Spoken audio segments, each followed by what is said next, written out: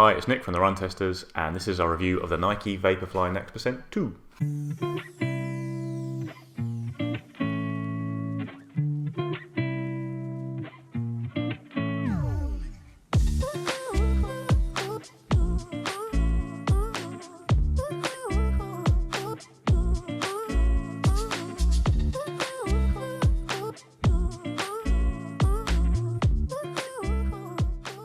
Diving into the key stats of the shoe, perhaps most importantly of all, the price is £209.95, or I think $225 in the US, which is cheaper than the Vaporfly NEXT 1, which was £240 in the UK, I think $250 in the US.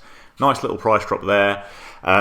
What hasn't dropped is the weight. It's actually slightly heavier than the Vaporfly NEXT. I think it's fair to say that now. I think enough evidence out there, including from my own kind of scales. For me, the shoe in my UK size 9 weighed 206 grams, which is 7.3 ounces, whereas the Vaporfly NEXT original came in at 198 grams and just under 7 ounces, like 6.98 ounces. So there's a slight weight increase. Obviously, the jump will be bigger in bigger sizes. Got the same 8mm drop in the NEXT original, and actually a lot of the shoe is unchanged in terms of the midsole, which has that, that springy ZoomX foam all the way through. There's no AirPods or anything like there is in the Alphafly.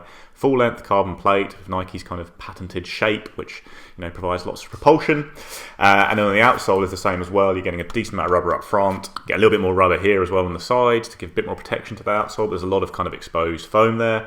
It does hold up better than I think a lot of people expect with the Vaporfly when they first see it. I tend to get a little bit of the stuff flaking off here, but actually, even after doing I think a few hundred kilometers in the original Vaporfly NEXT, I haven't really noticed any loss of kind of grip. Haven't noticed this getting too ripped up, and I haven't noticed any loss of bounce in the midsole either. So yeah, that's all unchanged on this shoe. What is changed is the upper, considerably changed. Instead of the kind of Vaporweave that you had on the original NEXT, you've now got a kind of knitted upper, kind of really open, breathable mesh. Vaporweave was kind of slightly water repellent material. It was kind of sheer, it could kind of bunch up sometimes in the forefoot. I never had a huge problem with it, but this new upper seems to allow a bit more room in the forefoot here. It's got a reinforced toe section, you can see here, which I find tends to keep the material off your toes a little bit and just make the whole experience a little bit more roomy. Other changes are the slightly more padding on the tongue, which kind of means when you get that tight lockdown fit from these offset laces for races, it doesn't put so much pressure on the top of the foot. The laces themselves have changed, these slightly ribbed jobs, which are the same as on the Alphafly, I think. They're quite good, I like those. Otherwise the same.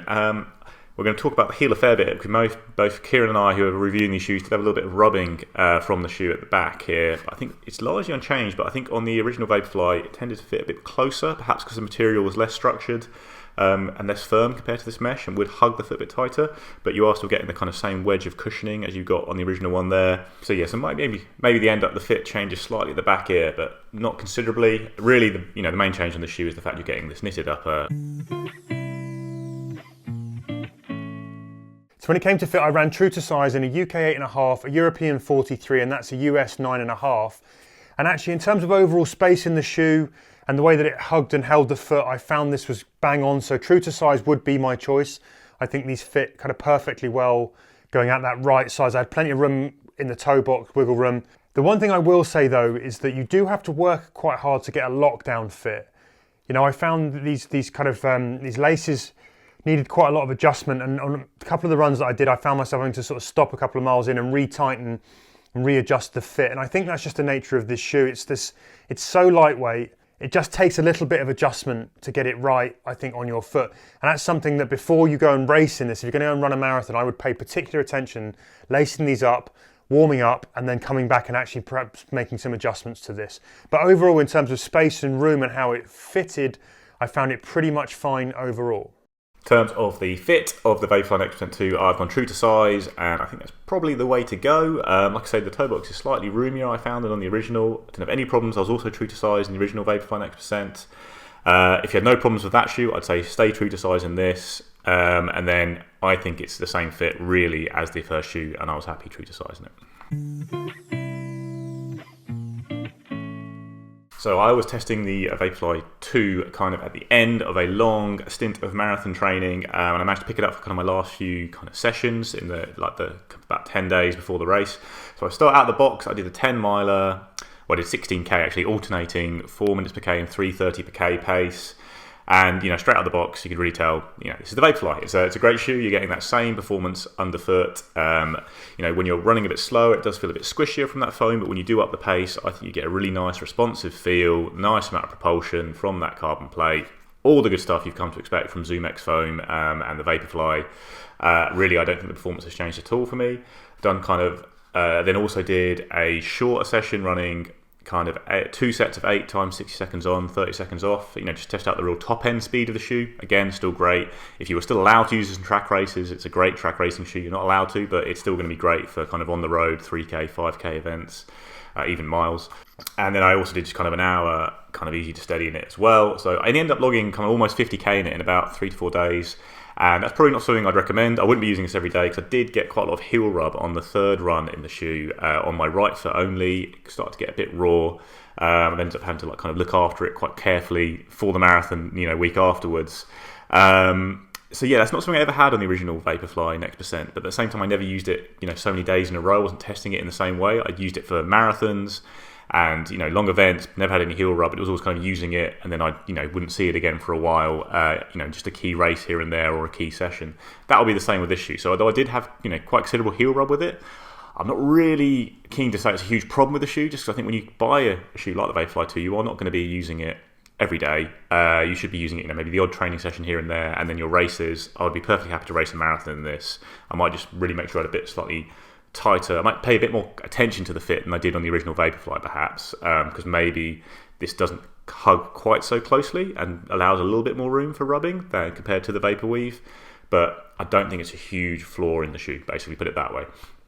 Otherwise, the upper I think is an improvement. Around the toe box, it feels a bit roomier, doesn't kind of rub on your toes at all at the front there. I think you do get a bit more room, and the material is slightly lifted off your toes by this reinforced section.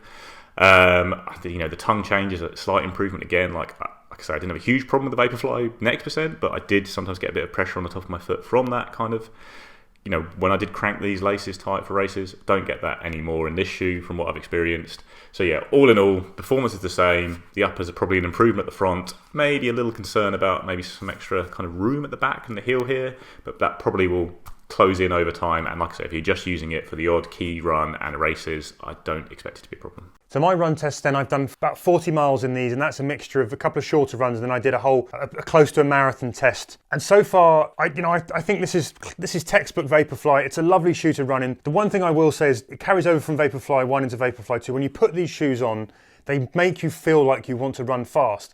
And that is a big bonus. I think on the earlier ones, I'm not really in my peak fitness, but when I went out and took these round doing a few sort of 400 meter intervals, the minute they're on, you just feel that different sensation, which is like, actually, I now feel like I really want to go out and give this a crack, even though I haven't quite got the fitness. Overall, the ZoomX foam midsoles, that carbon plate, they pop the same as the original Vapor. I found that to be exactly the same kind of run underfoot. There's not a huge amount to say beyond that, really. These are still, for me, one of the best marathon race shoes. I think I still prefer them to the Alpha Fly, and I would totally be picking these to go for my next kind of proper race marathon. Other things I will pick up on though, and there are some things, these uppers have changed obviously.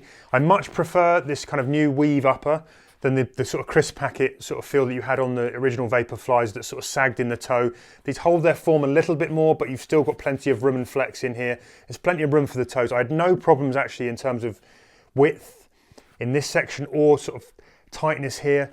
I did have to adjust the fit a couple of times on my run, so you have to really pay attention to how these laces are locking down, and also to get this tongue to sit nice. And for me, actually, because I've got quite wide foot across the top of my foot, this tongue, when the shoe is on, it doesn't quite always reach the edges of the lacing section here. So it doesn't quite sit held down. And that's one issue that I've found, that I've had to sort of stop and readjust to get the tongue in the right place and then really lace them down again. Yes, these kind of ribbed laces do hold more firmly. I do actually think that makes it a little bit harder to tighten them up as well and to loosen them off. So it's kind of a bit of a trade-off there.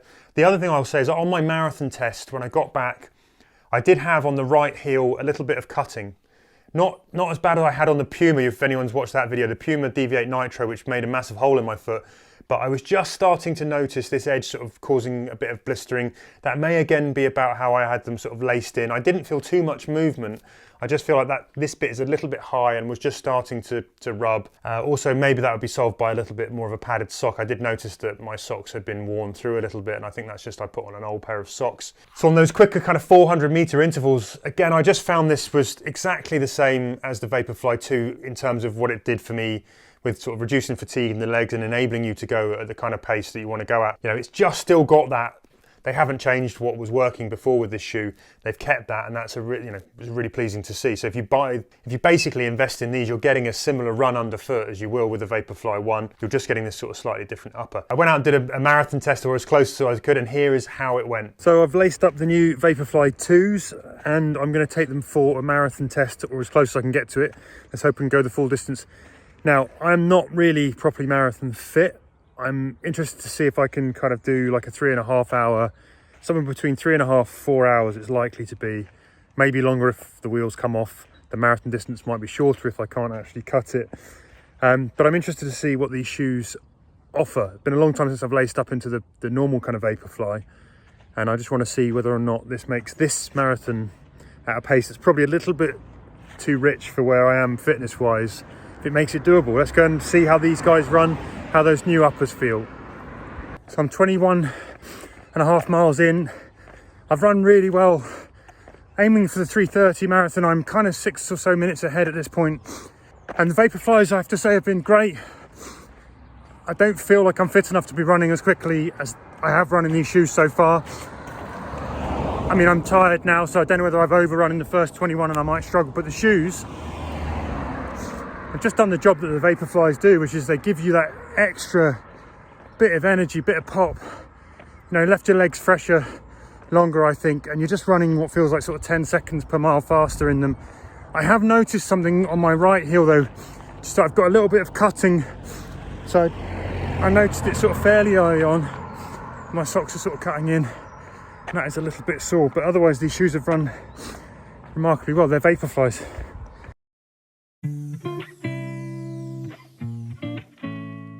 Overall, I rate the Vaporfly 2 as an improvement on the Vaporfly NEXT 1, and most of that is just because it's cheaper. It's £30 cheaper, and performance underfoot for me is the same. You cannot argue with that. You're getting a cheaper shoe for the same really, really impressive level of performance. Like I say, I think the upper's better at the front, slight concern about heel rub at the back, but use the shoe carefully, sparingly, as you would a kind of a £210 racing shoe, and I don't think it's going to be a huge problem. Maybe just be advised and be careful about how you get the fit of the shoe, probably a bit more than I had to do with the Vaporfly NEXT original. Obviously, the real question is, nowadays, when the Vaporfly NEXT was coming out, it was the clear kingpin in the running shoe world. There's a lot more carbon competition out there these days, including from Nike itself. And for me, I do probably rate the Alphafly a little bit ahead of the Vaporfly, especially for those long races, half marathon and marathon. Got PBs in both of those in the Alphafly. This weekend ran my first sub 2:30 in the Alphafly. And next time I do a marathon, a key race from going for PB, I will be reaching for the Alphafly again over the Vaporfly, despite having run really good marathons in the past in this shoe. I think I do now prefer the Alphafly. You get a bit more kind of cushioning, a bit more kind of protectiveness. And there's slightly, there's a little, but that kind of is counteracted by those AirPods. I do think that slightly firmer, kind of more poppy forefoot is noticeable for me on the run. It might be because I'm a heel striker, and maybe I get a bit more from the Alphafly's hugely exaggerated heel compared to some people who might just prefer the slightly lighter, more nimble Vaporfly. Over 5k, the Vaporfly still is my shoe and that's the shoe I run my PB in. And 10k, I think it would be quite close, which I'd use between the two Nikes. And then looking outside the Nike range, there are loads of really good shoes out there now. I really, really rate the Saucony Endorphin Pro. I think it's probably slightly firmer, maybe less forgiving if you're going over a full marathon distance than the two Nike shoes, especially the Alphafly. But I think I'd be happy to go marathon distance in it.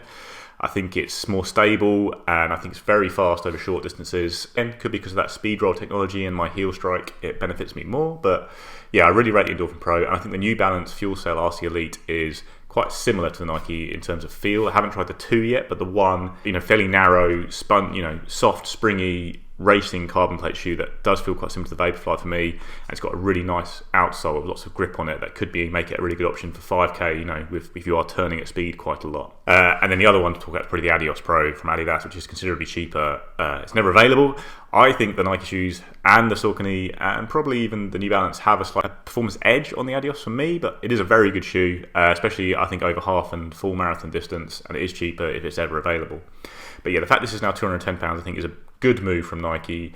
I think even though I do prefer the Alphafly, I think there's a very strong case for saying save yourself £50, get the Vaporfly. The actual difference between the shoes is fairly small. I would still be more than happy to race a full marathon in the Vaporfly, as I have done in the past. Overall, it's a good update from Nike in my opinion. It's it's cheaper, performance is the same. The uppers, like I say, it's a mixed bag, but I think it's overall probably a slight improvement. So yeah, still a Vaporfly, still great, bit cheaper. Look out for that heel rub. So my verdict on the Vaporfly 2 then, these are the same light, poppy, propulsive sort of racers that you get from the Vaporfly 1. They've just got a much improved upper in my opinion. I love running in these. I would race the next marathon in these over the Alphafly or over some other shoes actually. I just feel like they make me want to run fast. On the marathon test that I did, as I mentioned just before, I think that I was getting 10-15 seconds more per mile in the legs without the fatigue than I really expected to get. I went out thinking that I was at probably like an 8-minute mile pace. That's my level of fitness. And actually I was quite happy to sort of hold somewhere between the 7:30s to the 7:40s up to about 20 miles, where the wheels came off a little bit due to lack of water and a bit of fitness loss. But I was surprised at how well these enabled me to run. And for that reason, I would definitely pick these to go and run my next marathon. So I guess one question we've been asked a lot is whether or not you go for these old Vaporfly 1s or you go for the Vaporfly 2s. If you can get hold of the old Vaporfly 1s ahead of the Vaporfly 2s, I honestly don't think there's a huge amount to choose in it. I think you can, you're going to happily have the same sort of race in both of these shoes. Yes, there's a sort of slightly different upper, maybe doesn't quite hold the foot as nicely and sort of snugly as the 2s. But essentially, I don't think, if you can only get hold of one and it's this one, I think that's fair enough, go for it. If you want to wait and see and get a slightly improved upper, maybe a slightly better shoe, hold out for the 2s. They are obviously, their prices come down a little bit, certainly in the UK, so that may be a thing if you can get hold of them. But for me, there's not a huge amount to choose between these two shoes. I think you'd be sort of happy in either of them.